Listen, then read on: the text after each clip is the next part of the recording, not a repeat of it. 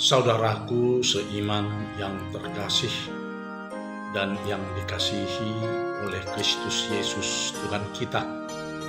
Di akhir pekan ini, sebelum kita melakukan segala pekerjaan, karya dan aktivitas kita, mari kita beribadah dengan mendengarkan firman Tuhan.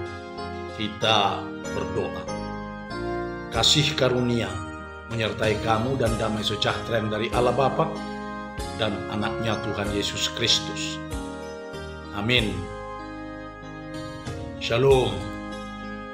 Firman Tuhan yang menyapa kita pada akhir minggu ini, hari Sabtu tanggal 24 April 2021, yang tertulis pada kitab Mazmur pasal yang ke-118 ayat yang ke-17.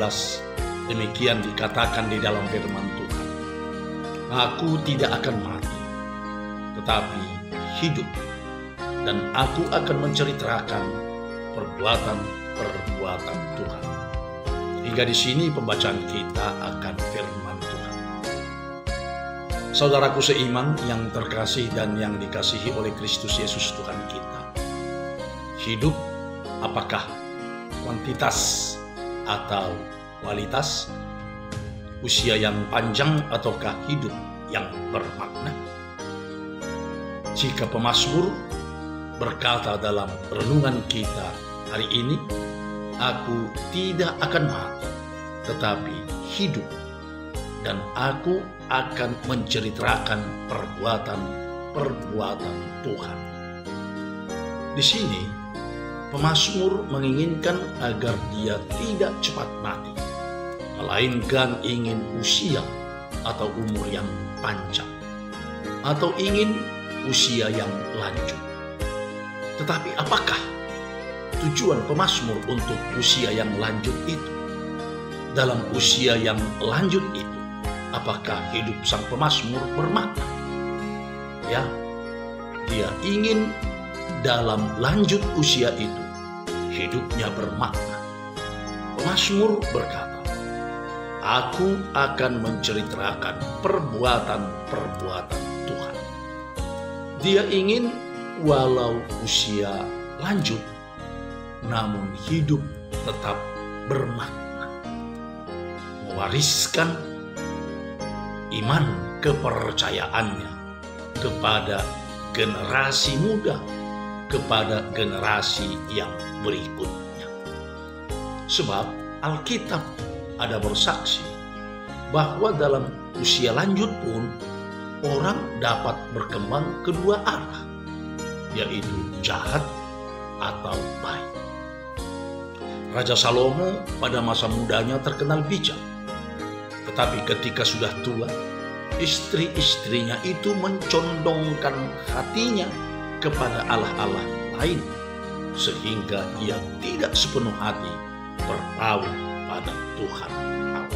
Itu 1 Raja-Raja 11 ayat yang ke-4.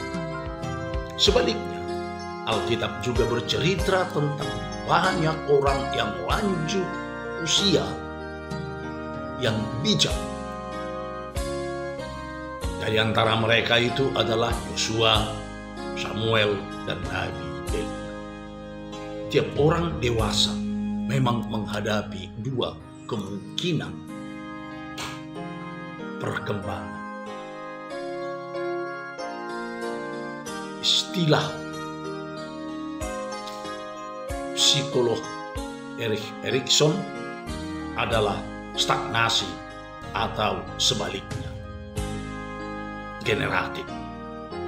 Ciri stagnasi atau penghentian atau mandek adalah perasaan bahwa hidup tidak mempunyai arti lagi, bahwa hidup membosankan dan tidak ada gunanya, atau perasaan ingin mendapat kepuasan, misalnya harta, kuasa, pengaruh, hiburan yang sebanyak-banyaknya selagi masih hidup. Orang yang stagnasi ditimpa rasa terpikat pada dirinya sendiri. Ia hanya mementingkan dan mencemaskan dirinya sendiri. Hidupnya berhenti mandek atau stagnasi di situ. Sebaliknya, orang dewasa dapat berkembang ke tahap generatif. Cirinya adalah keprihatinan untuk mewariskan nilai-nilai hidup seperti kejujuran, kerukunan, ketabahan, kepercayaan atau iman, dan lain sebagainya. Kepada generasi berikut dia wariskan, baik dalam arti sempit seperti anak cucu atau dalam arti yang luas.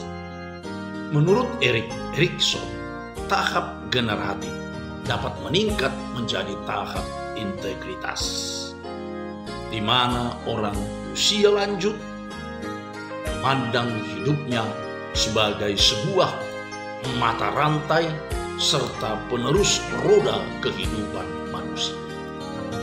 Ia memandang masa lampaunya dengan rasa lega dan menarik hikmah dari kesulitan di masa lampaunya dengan masa kini dan masa depannya.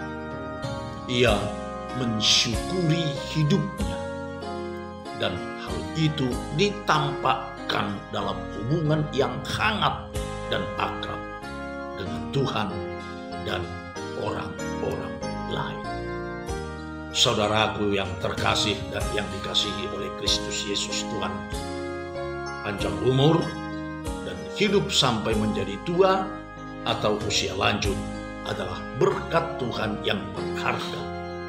Asal saja kita memandang hidup secara positif serta mempunyai kualitas yang berguna bagi diri sendiri maupun pihak lain.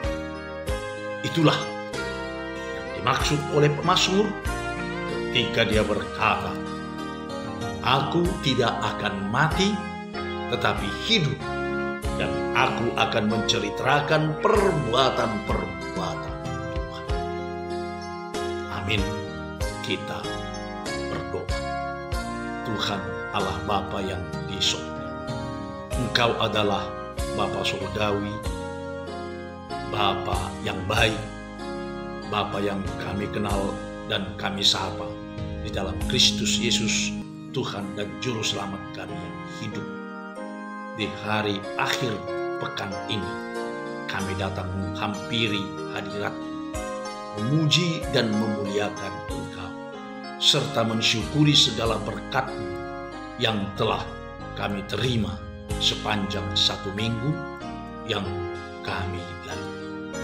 Kami juga bersyukur atas firman yang telah menyapa kami, agar hidup kami mempunyai makna, yaitu mewariskan nilai-nilai hidup dan iman kepercayaan kami kepada generasi muda sebagai generasi penerus kehidupan di dunia ini untuk melanjutkan perputaran roda kehidupan di tengah-tengah dunia ini.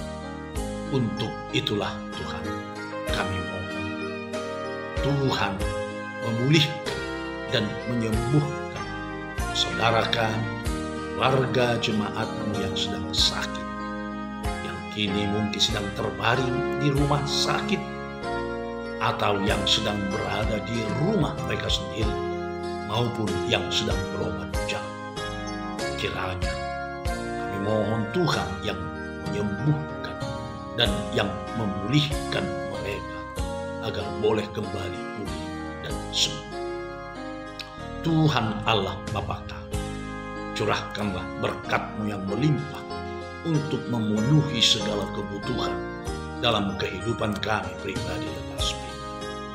Jauhkan kami dari segala apapun yang mengancam kehidupan kami, seperti bencana alam, mara bahaya, malapetaka, ataupun lain sebagainya.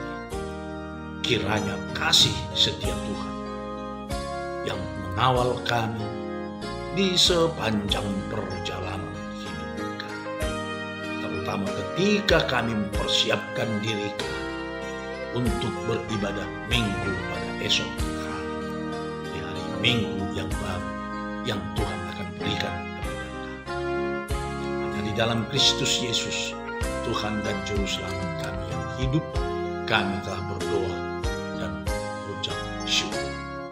Anugerah Tuhan kita Yesus Kristus dan kasih setia Allah Bapa serta persekutuan Roh Kudus kiranya menyertai kamu semua. Amin. Shalom.